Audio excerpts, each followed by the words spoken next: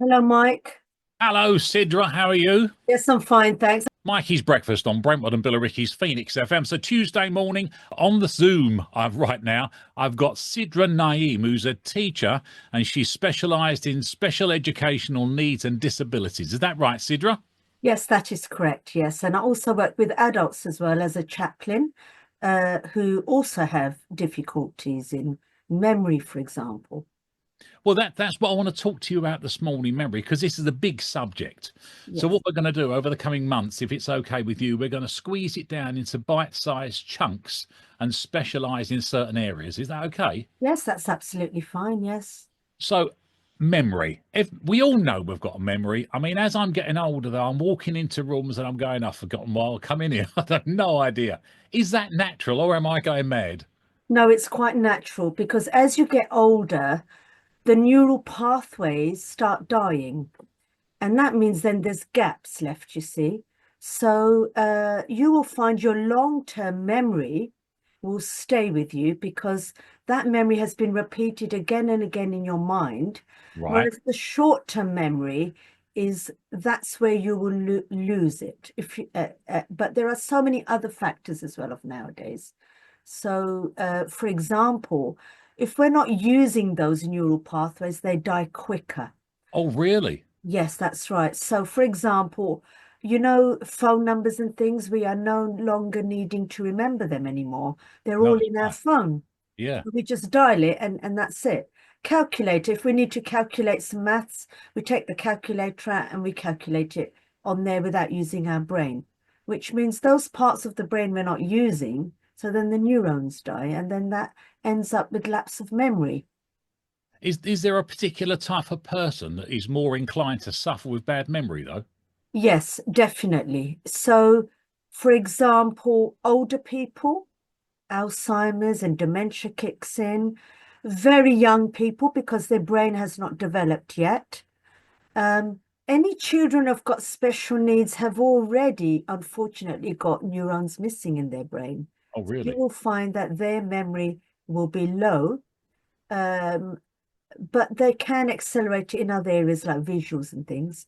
But also anybody who's got mental health problems, then they will also be inclined to uh, memory problems because as they go from low to high or from high to low, for example, bipolar, there's a memory loss there because Right. there's imbalance in chemicals in your brain which go up and down all the time. So there's all those problems as well. Do you find that nowadays more people are becoming forgetful, or is that just me because I'm getting older? No, it definitely is. It definitely is happening more and more nowadays because of all kinds of things. There's a faster paced life for starters. So we're running around multitasking, doing hundreds and hundreds of jobs all in one go. So we're going to forget. It's not a calm, slow paced life anymore where we can remember things. That's one. Processed food, all of that kind of stuff Oh, always has a really? big I play. didn't know that. Yeah, because if you look at the number of mental health issues are rising in the world, and one of the problems is the food, the diet we're having is not natural organic anymore. Oh, It's wow. processed food and artificial colorings and things. And the other things is, like I said, we're not using the pathways anymore, so they are closing down. And we no longer need to remember certain things. We have even electronic diaries, in our Yeah. phone, which I always forget what I've put in my phone compared to what I've written down in a visual diary. Yes. A Yes. visual diary helps a lot.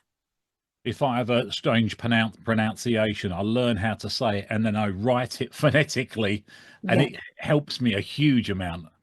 definitely it does What because what are writing helps you yeah, to remember.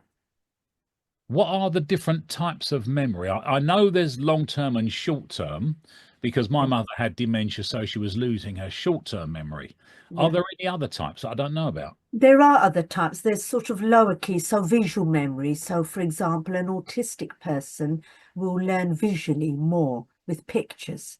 And there's working memory, memory that you need to remember just for everyday tasks, like at work. Right. Yeah. how to put your emails up and how to, email people or make a Skype phone call, for example, in business, which you learn to remember because you're using it all the time. But then other things, for example, if somebody asks you, what did you have for breakfast? They forget.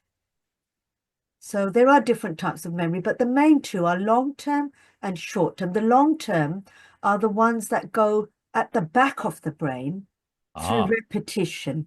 right. So you're remembering the things again and again and again. You're retelling a story and it goes at the back of your memory and you remember it. The Right. short-term memory is the things you don't need to remember and they go the next day. Does With this? our faster pace of life, Yeah. say, for example, we go on a few holidays a year, Yeah. you're not going to remember them. No, it's right. Whereas, say, as a child, you went on one holiday in 5 years Yeah. to Southend, yeah, which was the days when we just went to our local beaches for our holidays. We're going to remember that because that was a big thing. That was an excitable thing. That was my first holiday, and it was so special because I went to Southend-on-Sea. But nowadays, you go abroad to how many holidays a year? You don't even remember what holidays you've been on. That's right. No, that's right. You don't. Yeah, that's Do the difference, you see. Are the short-term and long-term memories stored in conscious and subconscious mind? I'm getting a bit deep now. Um, so it because I know in your subconscious mind, when you learn through repetition, it becomes a knee-jerk effect. This is why a lot of people are scared of spiders and snakes and so on and so on. So, and that comes from the subconscious mind. Do you find that the different memory types are stored in separate areas? Yes, they are. They are. The long-term memory is stored at the back of the brain in a different section. Right. It's in a way like a filing system.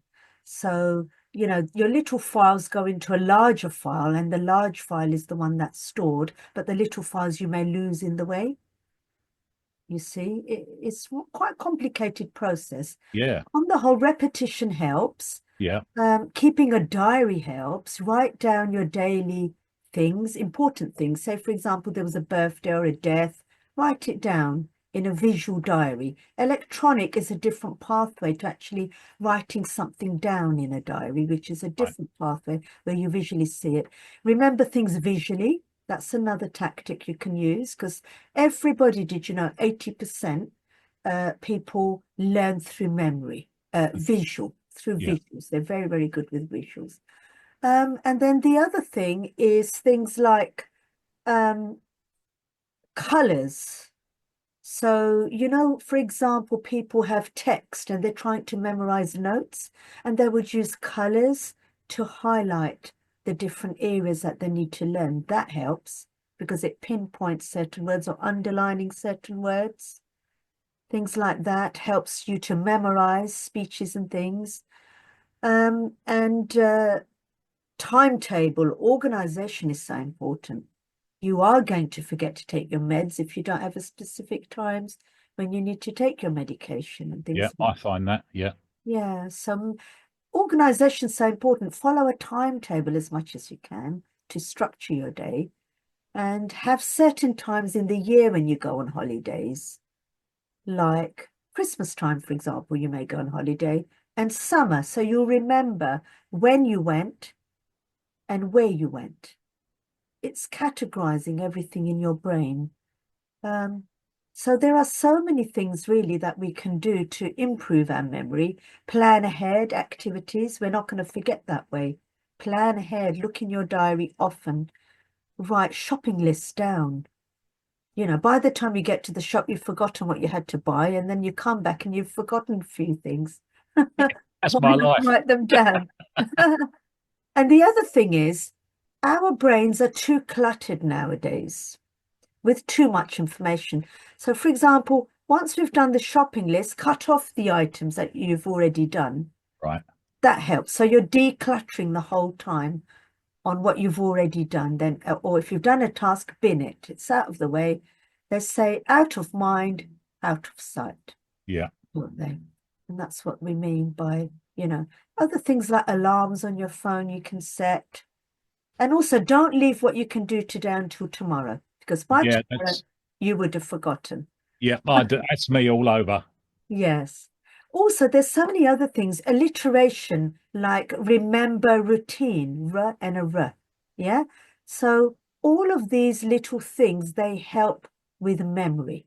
You can categorize things in groups, or you can connect objects with things. So, for example, say there's a man you've just met and his name's George, and you want to remember his name, but he's got a ginger beard, you can think Ginger George Yeah, in your yeah, mind. yeah.